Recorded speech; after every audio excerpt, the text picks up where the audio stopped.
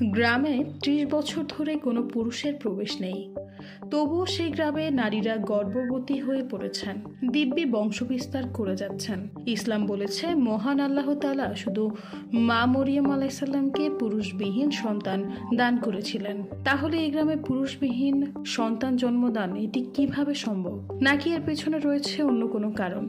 যেখানে বিপরীত লিঙ্গের চক্রে গড়ে ওঠে বংশ পরম্পরা, তবে কি এই গ্রাম চলছে বিপরীত চক্রে? গ্রামটির নাম ওমুজা। দক্ষিণ আফ্রিকার ঘন জঙ্গলে গড়ে ওঠা এই গ্রামে শুধু মহিলারাই বাস করেন। প্রায় ২৫০ মহিলা রয়েছেন এই গ্রামে। পুরুষদের যেখানে কোনোভাবেই প্রবেশের অনুমতি নেই, সেখানে কিভাবে গর্ভবতী হচ্ছেন মহিলারা? এই প্রশ্নটা স্বাভাবিকভাবেই আসবে।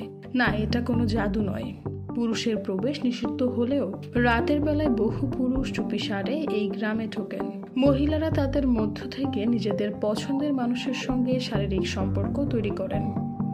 গর্ভবতী হয়ে পড়ার পর ওই পুরুষের সঙ্গে আর কোনো রকম সম্পর্ক রাখেন না তারা। মহিলারা সন্তানদের জন্ম দেন এবং নিজেরাই তাদের লালন পালন করেন।